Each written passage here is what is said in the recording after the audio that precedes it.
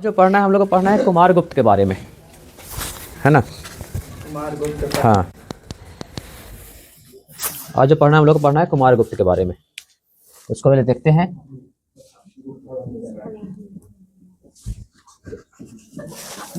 ओ,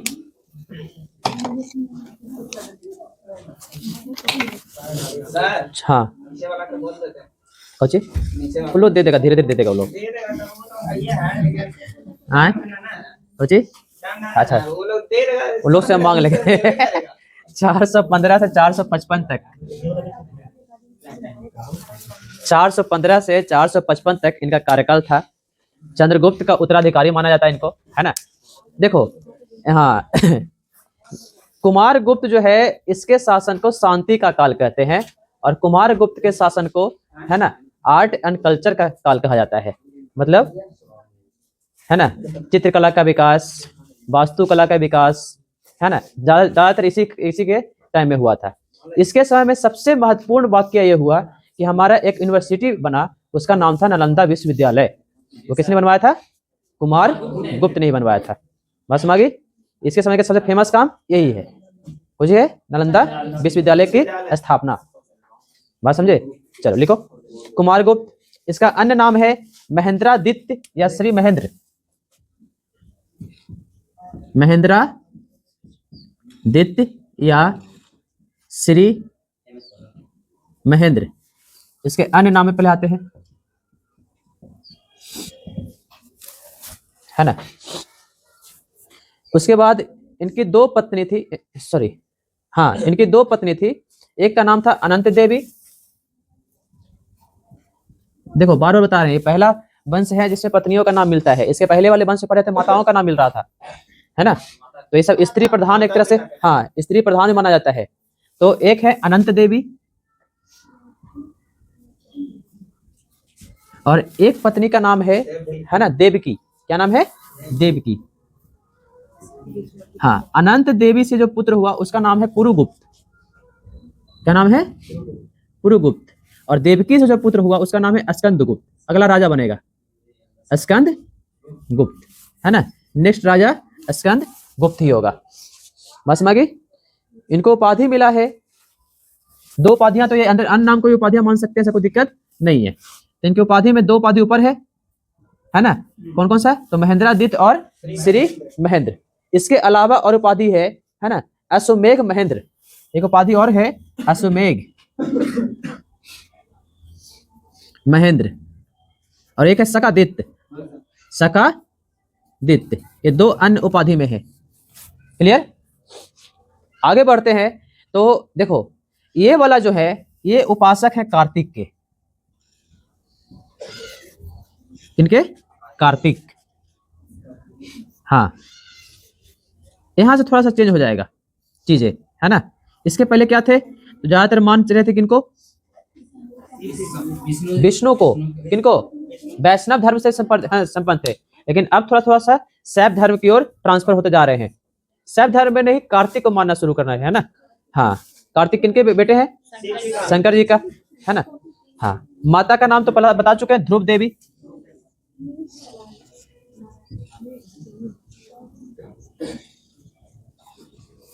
clear? हाँ, देखो इसके शासनकाल में सबसे अधिक अभिलेख मिलते हैं जो, हाँ, कुमार गुप्त के शासनकाल में सबसे अधिक मिलते हैं, क्योंकि इसके शासनकाल को, अभी तो बताया कि इसके शासनकाल को पूरा का पूरा स्वर्ण युग माना जाता है, शांति का काल कहा जाता है ना। और वास्तुकाल का स्वर्ण युग, वास्तुकला का स्वर्ण युग माना जाता है। मतलब कहने का मतलब कि देखो ज्यादा महल, है ना, फिर बहुत सारे पिलर स्तंभ, जितने भी स्तंभ लेख हैं सब तुमको देखने को मिलेंगे इसके ही शासनकाल में। बस समझ गई? हाँ, तो पूरा पूरा देखने को मिलता है। तो लिखो सबसे ज्यादा अभिलेख, है ना,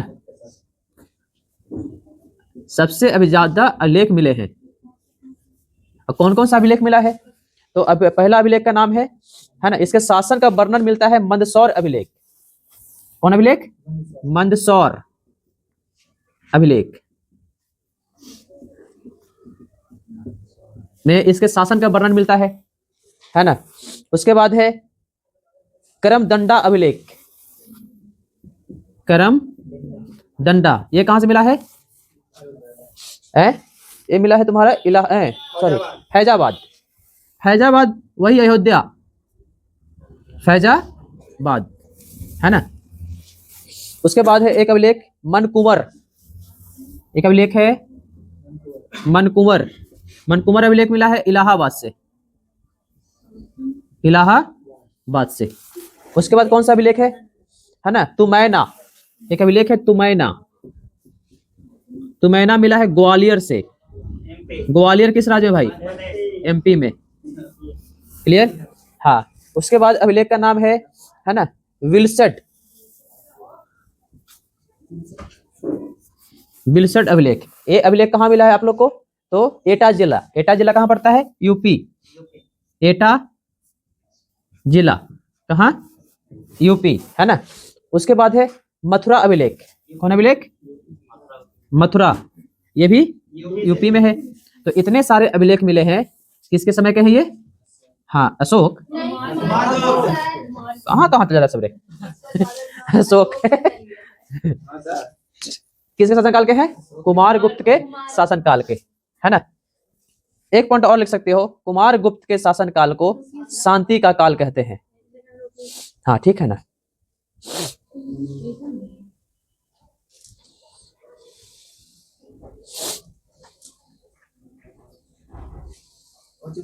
कुमार गुप्त के शासनकाल को शांति का काल कहते हैं।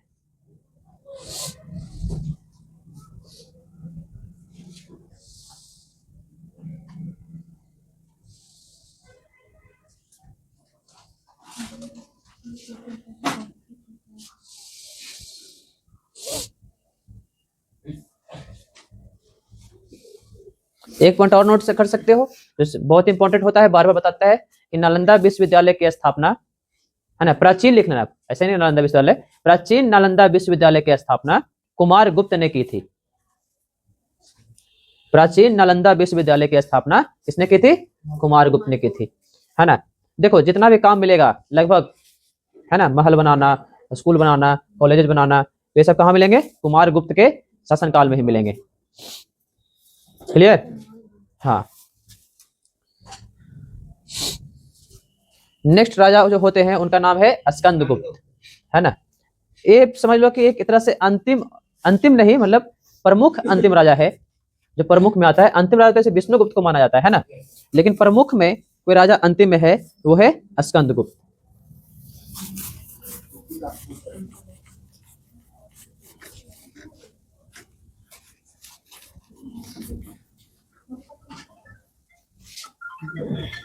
चलो आगे बढ़ते हैं, तो स्कंदगुप्त के बारे में देखते हैं। 455 से इसका शुरू हुआ है ना, कहाँ तक जाता है इसका? 467 तक। चलो ठीक है, स्कंदगुप्त के बारे में देखते हैं। हाँ देखो, स्कंदगुप्त ने राजधानी फिर डाइवर्ट किया है, फिर से डाइवर्ट किया है ना। फिर कहाँ लेके गया है? अच्छा, इसके पहले एक और राजा था जो राजधानी चेंज किया था। ठीक है ना। ए से जाना रहा, ए से जाना रहा तुमको रे? अरे भाई अब ठीक है, अब ई जन आएगा इसको अब कहीं ना ई जन आ जाए, हर से दीर्घाई करना शुरू कर दे तो वो भी कष्ट है। चलो हाँ, इसने राजधानी परिवर्तन किया था सबसे पहले। इसका राजधानी कहाँ था? अयोध्या था। हाँ, इसकी राजधानी था अयोध्या। इसको उपाधि बहुत सारा मिला है ना।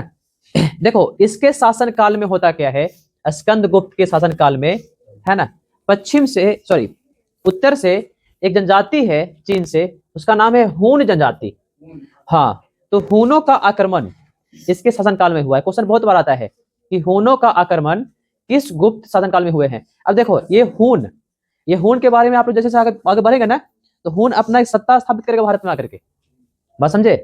आक्रमण तो किया है ना, हारा भी, हारने के बाद फिर वापस चला गया, लेकिन फिर वापस आएगा जब गुप्त वंश लगभग समाप्त होने को होंगे। जैसे आप लोग जब मौर्य वंश पर आए थे, तो वहां पर जब पश्चिम से कौन आ रहा था? सिकंदर का सेनापति बहुत सारे आ रहे थे, है ना। वो भी राह देख रहे थे कि कब मौर्य वंश खत्म होगा, कब हम भारत में आक्रमण करेंगे। वैसे ही हून है, हून भी पहला बार आए, है ना, चीन से, वो भी टकराए, वो टकराने के बाद हारे, हारने के बाद उनको समझ में आ गया कि यहाँ पर जो सत्ता है वो एक केंद्रीकृत सत्ता है। केंद्रीकृत कहने का मतलब कि एक प्रमुख राजा है, उसके आसपास और भी लोग मौजूद है। अब एक क्या करेगा, तो इसको डिवाइड होने का इंतजार करेगा। और ये पहला अंतिम राजा है गुप्त वंश का, स्कंद गुप्त, जो है ना, इसके मरने के बाद, इसकी मृत्यु के बाद पूरा गुप्त वंश जो है धीरे धीरे डिवाइड होना शुरू होता है। जैसे कि आप लोग मौर्य वंश में पढ़े थे, मौर्य वंश पढ़े थे, जब तक मौर्य वंश था तब तक वो एकीकृत था, मतलब अफगानिस्तान से लेकर के इधर उड़ीसा तक, उड़ीसा से लेकर के नीचे कहाँ तक चले जाओ तो तेलंगाना कर्नाटक तक, है ना, और उत्तर में तुम्हारा कश्मीर तक, ये पूरा मामला मसला एक था। लेकिन जैसे ही अशोक की मृत्यु होती है उसके बाद धीरे धीरे क्या होता है, जो अपना अपना राज्य था वो स्वतंत्र होना शुरू होते हैं। और यही स्वतंत्र होने के क्रम में पश्चिम से कुछ लोग आते हैं, जैसे डेमेस्ट्रियस वंश, यूक्रेटाइडस वंश पढ़ाए थे आप लोग को, कुषाण वंश, शक वंश, ये सब अपना सत्ता स्थापित करते हैं। फिर बाद में एक वंश आता है गुप्त वंश, जो कि इन सबको बाहर करता है, शक वंश, कुषाण वंश को बाहर करता है और फिर से एक सत्ता केंद्रीकृत करता है पूरा का पूरा, और एक गुप्त साम्राज्य का निर्माण करता है।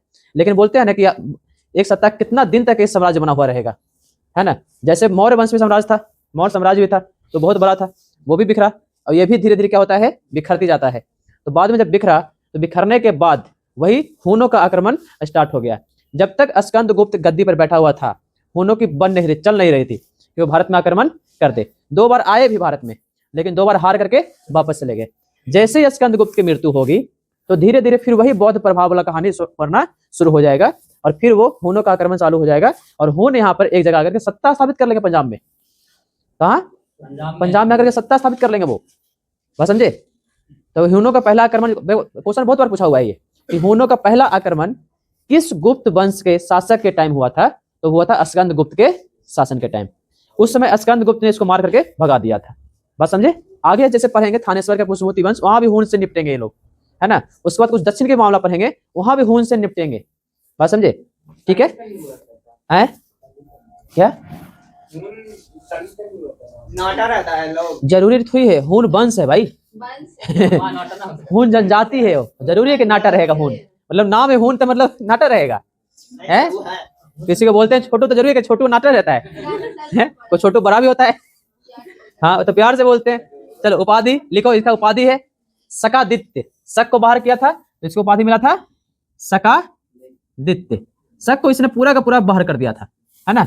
उसके बाद विक्रमादित्य, विक्रमा, और कौन उपाधि है, परमादित्य, और कौन उपाधि है, कर्मादित्य, है ना, कर्मादित्य, परम भागवत, विश्व रक्षक, हाँ ये भी उपाधि मिला, यही देश रक्षक, हाँ देश रक्षक, हाँ यही उपाधि मिला है। जब हूनों से जब भारत की रक्षा किए थे ना, तो एक उपाधि मिलता है इसको, देश रक्षक का। जी बोलो। सर हाँ पूछा है कि इसका राजधानी बना है पाटलिपुत्र में। हाँ, ये राजधानी आपने चेंज किया था, पाटलिपुत्र से अयोध्या लेके आया था, ठीक है, बस समझ गई, हाँ बस अच्छा, फिर आ गया इसने सुदर्शन झील को मरम्मत करवाया। सुदर्शन झील वाला मामला खत्म नहीं होगा, अभी बता रहे हैं। सुदर्शन झील बनवाया किसने था, मारेंगे। सुदर्शन झील का मरम्मत करवाया था, सुदर्शन झील का मरम्मत करवाया, बार बार तुम लोग पढ़ाते हैं। झील का क्या करवाया, मरम्मत करवाया। इसके पहले एक और राजा मरम्मत करवा चुका है भाई, इसके पहले एक और राजा है ना, जो मरम्मत करवा चुका है, शक वंश वाला, याद करो, रुद्रदामन प्रथम ने मरम्मत करवाया था। दूसरा ये व्यक्ति जो मरम्मत करवा रहा है। सुदर्शन झील बनवाया किसने था, अरे अशोक ने सॉरी चंद्रगुप्त ने बनवाया था, चंद्रगुप्त मौर्य ने, है ना, याद आया जब मौर्य वंश पढ़ा रहे थे तो। है सुदर्शन झील है कहाँ, पंजाब में, मारेंगे, पंजाब में, गुजरात में है, कहाँ है, गुजरात में है, हाँ बस में गई। सुदर्शन झील कहाँ है, गुजरात में, है ना। उसको बनवाया किसने था, चंद्रगुप्त मौर्य ने, है ना। फिर से मरम्मत किसने करवाया, तो रुद्रदामन प्रथम ने। दूसरा मरम्मत किसने करवाया, स्कंद गुप्त ने। आगे भी मरम्मत होगा इसका भाई, ध्यान रखना। आगे जब मुगल वंश आएगा तो मुगल वंश ने अकबर मरम्मत करवाएगा उसको, फिर जाकर के गुजरात जाएगा ना तो अकबर मरम्मत करवाएगा। फिर उसके आगे जाएगा तो अंग्रेज मरम्मत करवाएगा उसका। बात समझ में आई? हाँ, तो जैसे जैसे समय बीतेगा, है ना, वैसे वैसे वो मरम्मत करवाया जाएगा उस झील का। अभी मरम्मत हुआ है। है अभी भी है वो हाँ, अभी उसको अब तो टूरिस्ट प्लेस बन गया है। क्लियर? हाँ, एक पॉइंट लिखो, सबसे इंपॉर्टेंट पॉइंट। इसके शासन काल में हुन जाति का आक्रमण हुआ। हुन जाति का आक्रमण हुआ। ये पढ़ाएंगे हुन को आगे तुम लोग को। हुन जाति का आक्रमण हुआ। यहाँ पे लिखा गया नोट्स में, तुम लोग को निर्माण करवाया है ना? तुम लोग को नोट्स में लिखा हुआ कि निर्माण करवाया, वहां पर चेंज कर लेना तुम लोग। मरम्मत करवाया भाई, ध्यान रखना। सुदर्शन झील, ये बार बार चर्चा करेंगे इसका हम, है ना? हाँ, इसका बार बार चर्चा करेंगे। हाँ हाँ, इसके शासन काल के सबसे योग्य पदाधिकारी का नाम है पर्ण दत्त। लिखो, सबसे योग्य पदाधिकारी का नाम है पर्ण दत्त। काल का सबसे योग्य पदाधिकारी, उसका नाम है पर्ण दत्त। एक पॉइंट और लिख लो, गुप्त वंश का अंतिम राजा विष्णुगुप्त। गुप्त वंश का अंतिम राजा कौन है? विष्णुगुप्त।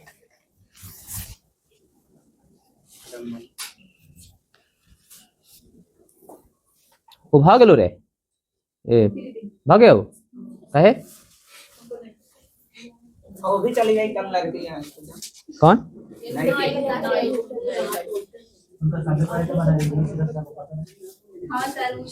वो रसीद साथ आती है। वो गवा कहाँ है? उसका आता है वो पीछे मोटर को बस पगड़िया बांध ले जोरे। रसीद सा 10 किलोमीटर है सर, है कितना किलोमीटर है? 12 किलोमीटर। तो यहाँ से हिलसा का पार कर जाऊँ तुरे है? आधा घंटा कैसे भूल जाएगा? 20 मिनट गाड़ी चलाएगा, फिर आधा घंटा कैसे भूल जाएगा? क्यों हो रहा है? हाँ, 2 घंटा, आधा घंटा में कैसे भूलते चलाएगा? साइकिल से कम आएगा तो कम से कम कितना लगेगा? 35-40 मिनट लगेगा नहीं रे? तो चलो, तुम्हारा गुप्त वंश लगभग खत्म हो गया। अब इसके प्रशासन को पढ़ते हैं।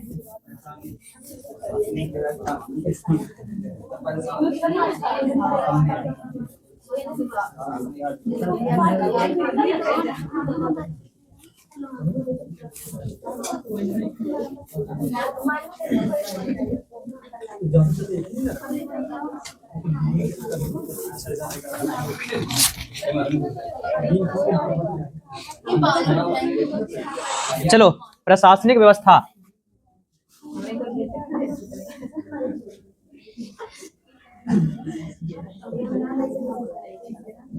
प्रशासनिक व्यवस्था,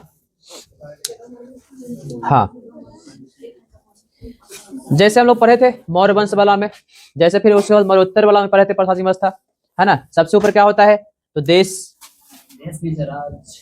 के नीचे, तो देश के निचला वाला को बोलते हैं युक्ति, मतलब राज हो गया वो। युक्ति के नीचे बोलते हैं कोची विषय, जिसको जिला बोल सकते हो। विषय के नीचे है विथियो, हाँ, विथियो उपजिला। विथियो के नीचे पेट, ग्राम को ही पेट कहते थे। हाँ, देश का में कुछ होगा राजा, युक्ति का प्रधान, उपारिका, विषय का विषयपति। ये तो हमेशा समय सेम ही है ना? विषयपति। वित्तीय का प्रधान उप विषयपति।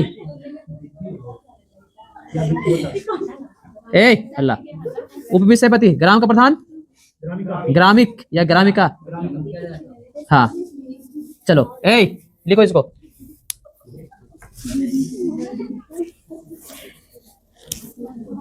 ये था तुम्हारा, जैसे लास्ट टाइम पढ़े थे हम लोग कि प्रशासनिक व्यवस्थाएं किस प्रकार चलती है। सबसे ऊपर देश होता है, देश के नीचे राज्य होते हैं, राज्य के नीचे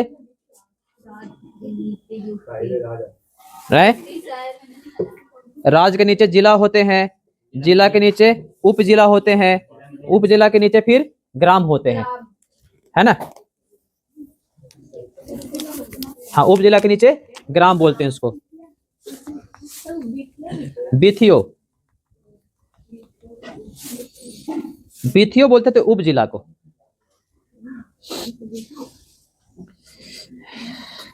थोड़ा सा देख लेते हैं हम न्यायिक ढांचा को, यहाँ का न्यायिक ढांचा कैसा था, है ना।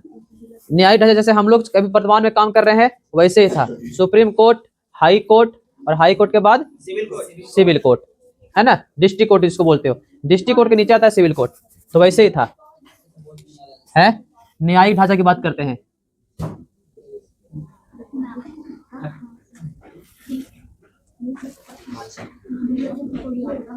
न्यायिक ढांचा, न्यायिक ढांचा कौन कौन था? पहला महादंड नायक, दूसरा क्या है? दूसरा है उपारिका, है ना, ये वाला। हाँ, तीसरा क्या है? विषयपति, नीचे वाला है। हाँ, विषयपति। देखो ये तीनों मिलकर ही एक तरह से, है ना, न्यायिक प्रशासन संभालते थे। कोई मामला होता था तो पहले विषयपति के पास जाता था, उसके बाद उपारिका के पास जाता था, उसके बाद फिर महादंड नायक के पास जाता था, जो राजा के समकक्ष हुआ करते थे, महादंड नायक, है ना। अंतिम निर्णय उसके बाद जो लेता था वो लेता था राजा। महादंड नायक के बाद कौन निर्णय लेगा? राजा। जैसे हमारे यहाँ सुप्रीम कोर्ट के बाद निर्णय कौन लेगा? राष्ट्रपति लेगा। वैसे ही महादंड नायक के बाद निर्णय कौन लेगा? राजा लेगा। तो ये तीन प्रकार हमारे यहाँ पहले से मौजूद थे, है ना। ये न्यायिक ढांचा था इनका। हाँ, लिख सकते हो। किस स्तर पर है भाई? तो जिला स्तर पर है, ये राज्य स्तर पर है, और ये देश स्तर पर है ना। जो मुख्य न्यायाधीश है वो देश स्तर पर है। थोड़ा सा टैक्स व्यवस्था की बात कर लेते हैं। कर व्यवस्था, यहाँ क्या क्या कर लगते थे, कौन कौन सा कर था इसमें? क्योंकि जब हम मौर्य वंश पढ़ रहे थे वहां तो देख लेते बहुत प्रकार के टैक्स थे, हैं। हाँ, देखो सब में एक चीज कॉमन होगा, हिरण्य कर। हिरण्य कर को हमेशा नगद कर में रखेंगे, बस ये इंपॉर्टेंट क्वेश्चन है और सब में तुमको मिलेगा। आगे पढ़ाएंगे पुष्पभूति वंश, वहां भी हिरण्य कर मिलेगा, उसका भी मतलब नगद कर ही होता है। मौर्य वंश पढ़ाए, वहां भी हिरण्य कर पढ़ाए, वहां भी पढ़ाए तो वहां पर नगद कर होता है। इसके बाद गुप्त पढ़ा रहे हैं, गुप्त में हिरण्य पढ़ा रहे हैं, इसके मतलब भी नगद कर होता है। देखो कुछ कुछ टैक्स ऐसे थे जो प्राचीन काल से लेकर के, है ना, आपको मिडाइवल हिस्ट्री तक देखने को मिलेगा। बात समझ में आई? प्राचीन काल से लेकर के मिडाइवल हिस्ट्री तक, जैसे आयात कर, है ना, निर्यात कर, है ना, हाँ, मतलब बेचने वाला कर, है ना, खरीदने वाला कर, है ना, कृषि कर, ये भी नॉर्मल है, कृषि कर भी नॉर्मल रहेगा। फिर है आपका, है ना, चुंगी, है ना, आने जाने का टैक्स, टोल टैक्स जिसको बोलते हैं चुंगी कर, है ना, हाँ, रोड टैक्स। फिर हुआ तुम्हारा सिंचाई कर, बात समझे, भूमि कर। हाँ, लेकिन नाम थोड़े से आगे जाकर के इसका अलग हो जाएगा। अभी तुम पढ़ोगे भूमि कर, बात समझे, आगे जाओगे जब मिडाइवल हिस्ट्री में तो नाम थोड़ा सा चेंज हो जाएगा, वो अपना मुस्लिम नाम रख लेगा उसको। क्लियर? तो लिखो पहला, हाँ, टैक्स, आयकर था, आयकर, आयात कर बोल लिख सकते हो, आयात, सॉरी आयकर नहीं, आयात कर। 1/4 से 1/6 तक था ये, भाग है, भाग भाई।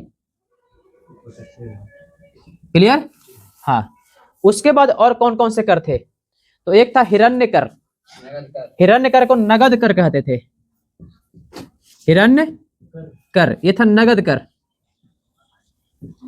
एक था उपारिका। उपारिका कौन सा कर था? भूमि कर था, ये भूमि कर था। और कौन सा टैक्स है?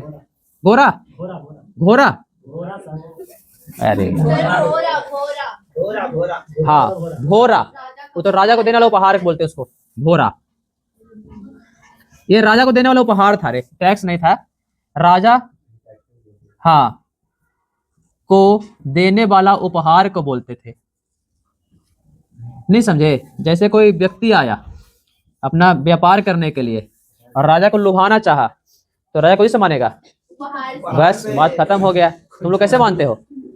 उपहार से, है ना, गिफ्ट ला के दिला दो, हम मान जाएंगे। गिफ्ट को उपहार ना कहते हैं, आए। उसके बाद था एक बिष्ट। बिष्ट बोलते हैं बेगार कर, बेगार कर था बिष्ट, है। उसके बाद था अग्रहार। हाँ, अग्रहार ब्राह्मण को दी जाने वाली भूमि कर, ब्राह्मण को दान में दी गई भूमि,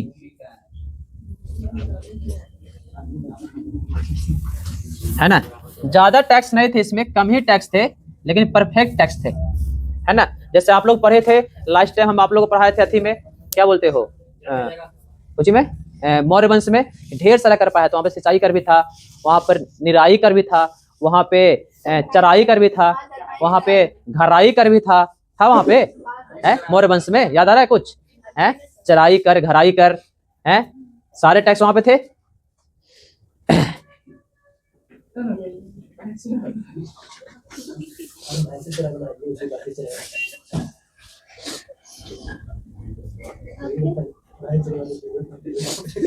हैं क्या हुआ, भैंस। अरे तो भैंस दूसरा थोड़ी चला देगा रे, चलो मारो करेगा वो, मतलब गेहूं दूसरा चला देंगे। उसके बाद बांध लेगा भैंसिया, तो ले जाता।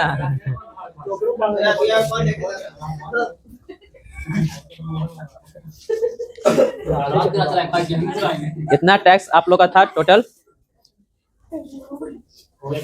हो गया छुट्टी, जाइए आप लोग सेट मारिए उधर जा करके, उसके बाद जीडी कीजिए।